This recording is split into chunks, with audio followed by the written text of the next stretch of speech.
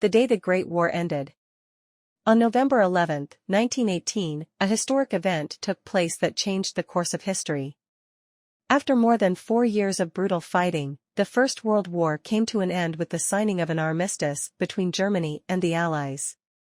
The armistice was a ceasefire agreement that stopped the hostilities on land, sea, and air, but it was not a formal surrender or a peace treaty. It was a temporary truce that allowed the parties to negotiate the terms of a lasting peace.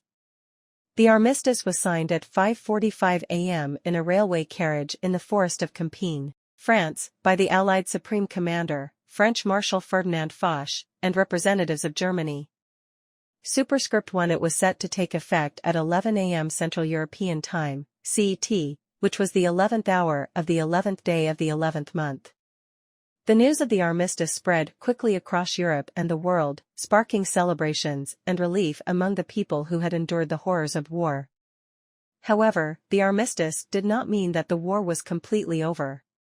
Fighting continued in some places until the last minute, and even after the designated time. On the Western Front, where most of the bloodshed had occurred, some commanders did not receive or obey the order to cease fire, and some soldiers did not want to stop fighting. As a result, there were thousands of casualties on the final day of the war, some of whom died after 11 a.m. Superscript 2. The armistice also did not apply to other parts of the world where the war was still raging. In East Africa, for example, the British forces were still chasing the elusive German commander, Paul von Lettow-Vorbeck, who had waged a guerrilla war against the Allies for 4 years. The message of the armistice took several days to reach him, and he did not surrender until November 25, after he learned that Germany had been defeated. Superscript 2. The armistice was only a temporary solution to end the fighting. It had to be renewed every 36 days until a peace treaty was signed.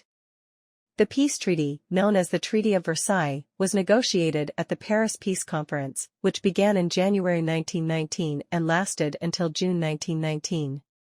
The treaty imposed harsh terms on Germany, such as accepting the blame for the war, paying reparations, losing territory, and reducing its military.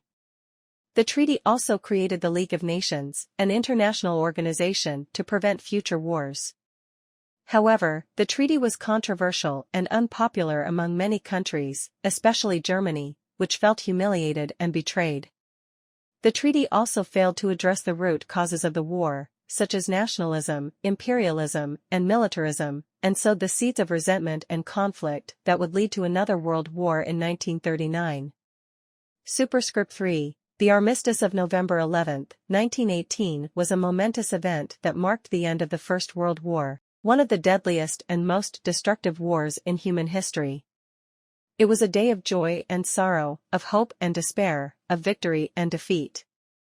It was a day that changed the world forever. If you liked the video, check out our website, Webfox.fun or our merch at nya.fun.